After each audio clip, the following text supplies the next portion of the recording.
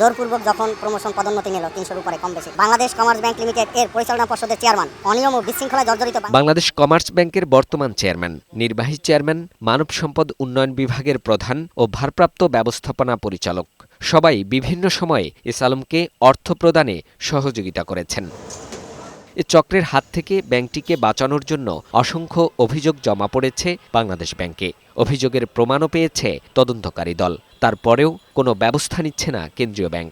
তদন্তে এসে প্রতিটা অভিযোগের সত্যতা পেয়েছে। ৫ আগস্টের পরে কেন্দ্রীয় ব্যাংকের সাবেক নির্বাহী পরিচালক আতাউর রহমানকে চেয়ারম্যান এবং সোশ্যাল ইসলামী ব্যাংকের সাবেক ডিএমডি মহসিন মিয়াকে নির্বাহী কমিটির চেয়ারম্যান করে ৫ সদস্যের পর্ষদ গঠন করা হয়। আতাউর রহমান কেন্দ্রীয় ব্যাংক থেকে অবসরের পর ২০১৫ সালের নভেম্বর থেকে ২০২০ সালের সেপ্টেম্বর পর্যন্ত সমস্যাগ্রস্ত ফার্স্ট সিকিউরিটি ইসলামী ব্যাংকের ট্রেনিং ইনস্টিটিউটের প্রধান ছিলেন।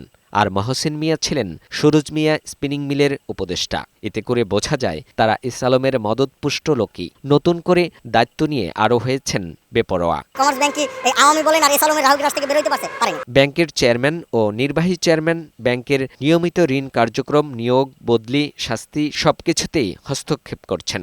ঋণখেলাপি প্রতিষ্ঠান সুরুজ মিয়া স্পিনিং মিলসের নামে ৪৮ কোটি টাকা সুদ মওকুফের অভিযোগ ওঠে তাদের বিরুদ্ধে। ব্যাংকের এমডি এসব নিয়ে আপত্তি করলে তাকেও পদত্যাগে বাধ্য করেছিল। জবাবদিহিতামূলক একটা ব্যবস্থা আসবে সর্বক্ষেত্রে, পরিচালনা পর্ষদ হোক, কিন্তু আসলে আমাদের সেই স্বপ্নই থেকে গেছে। কেন্দ্রীয় ব্যাংকের কোনো পদক্ষেপ কার্যত দৃশ্যমান দেখতে না পেয়ে ভুক্তভোগীরা দুদকেও আবেদন করেছেন।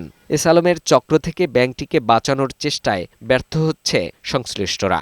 সকলের মনে প্রশ্ন, তারা কি সরকারের চেয়েও ক্ষমতাধর? চেয়ারম্যানকে ফোন দেয়া হলে তার পিএস জানান ক্যামেরার সামনে কথা বলবেন না। বিশেষজ্ঞরা বলছেন বাংলাদেশ ব্যাংকের ব্যর্থতায় অযোগ্যরা দায়িত্ব পাচ্ছে।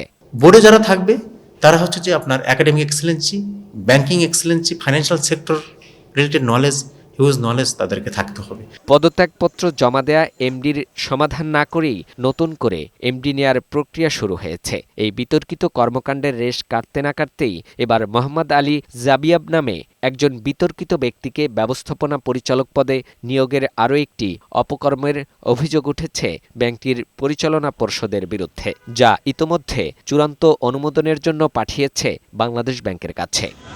বাংলাদেশ ব্যাংকের মুখপাত্র জানান, যেসব ব্যাংকের বিরুদ্ধে অভিযোগ উঠেছে তাদের বিরুদ্ধে পর্যায়ক্রমে ব্যবস্থা নিচ্ছে কেন্দ্রীয় ব্যাংক। যারা অভিযুক্ত হবে এবং অভিযোগের প্রমাণ পাওয়া যাবে তারা কেউ ছাড় পাবে না। অতীত ও বর্তমান পর্ষদ এবং কিছু দুর্নীতিবাজ অসাধু কর্মকর্তাদের কারণে বরাবরই বিতর্ক চলমান রয়েছে ব্যাংকটিতে। আর কবে মুক্তি পাবে প্রতিষ্ঠানটি, এমন প্রশ্ন সকলের মধ্যে। ফাহিম মুনাইম, বৈশাখী সংবাদ, ঢাকা।